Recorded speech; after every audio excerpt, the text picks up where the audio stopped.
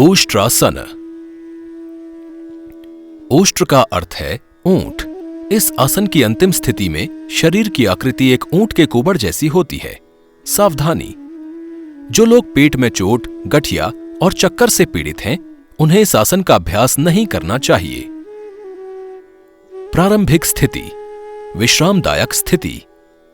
अपने मेरुदंड को सीधा रखिए, दोनों पैरों को सामने की ओर फैलाकर रखिए।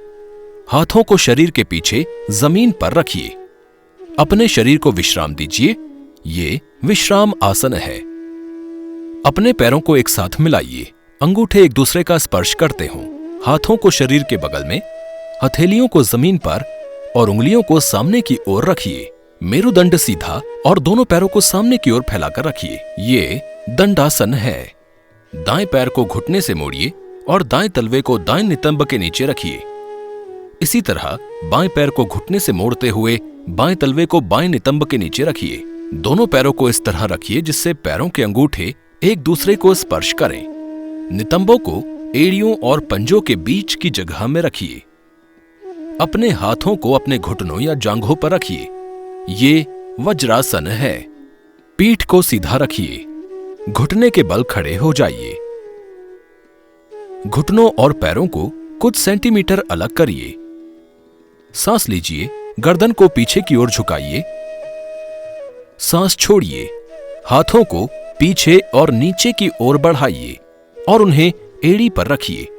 शरीर का भार हाथों और पैरों पर बराबर रखिए। कम से कम 3 सांसों तक इस स्थिति में बने रहिए। पैर और हाथ जमीन के लंबवत रखिए। कूल्हों और घुटनों को सीधी रेखा में रखिए। पेट, छाती और गर्दन के क्षेत्र में खिंचाव का अनुभव कीजिए। सांस लीजिए, गर्दन और शरीर के ऊपरी भाग को ऊपर उठाइए। वापस घुटने के बल खड़े हो जाइए। सांस छोड़िए, नितंबों को एड़ियों और पंजों के बीच रखकर बैठने की स्थिति में वापस आ जाइए। प्रारंभिक स्थिति में लौटते समय अपने बाएं पैर को बाहर निकालने के लिए दाईं ओर थोड़ा झुकिए और पैर फैलाइए। इसी तरह अपने दाएं पैर को बाहर निकाल लीजिए। हाथों को जमीन पर पीछे की ओर रखकर शरीर के ऊपरी भाग को सहारा दीजिए। पैर के बीच थोड़ी दूरी बनाकर रखिए। बैठने की मुद्रा में विश्राम कीजिए। सरलीकृत संस्करण। प्रारंभिक स्थिति, विश्रामदायक स्थिति। अपने मेरुदंड को सीधा रखिए। दोनों पैरों को सामने की ओर फैलाकर रखिए। हाथों को शरीर के पीछे जमीन पर रखिए। अपने शरीर को विश्राम दीजिए। ये विश्राम आसन है। एक दूसरे का स्पर्श करते हुए अपने पैरों को निकट लाइए। हाथों को शरीर के बगल में, हथेलियों को जमीन पर और उंगलियों को सामने की ओर रखिए। यह दंडासन है।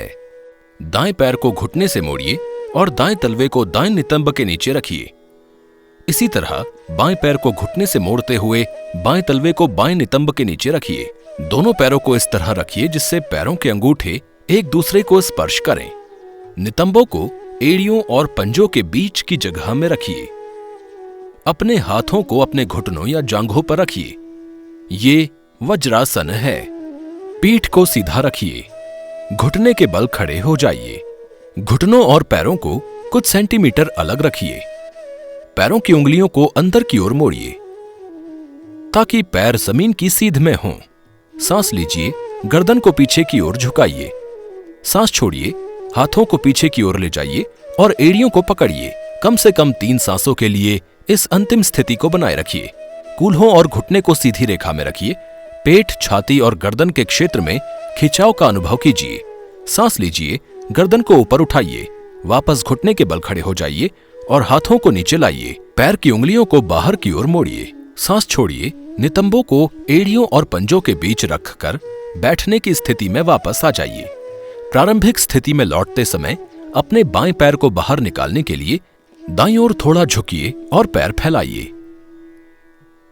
इसी तरह अपने दाएं पैर को बाहर निकाल लीजिए। हाथों को जमीन पर पीछे की ओर रखकर शरीर के ऊपरी भाग को सहारा दीजिए। पैर के बीच थोड़ी दूरी बनाकर रखिए। बैठने की मुद्रा में विश्राम कीजिए।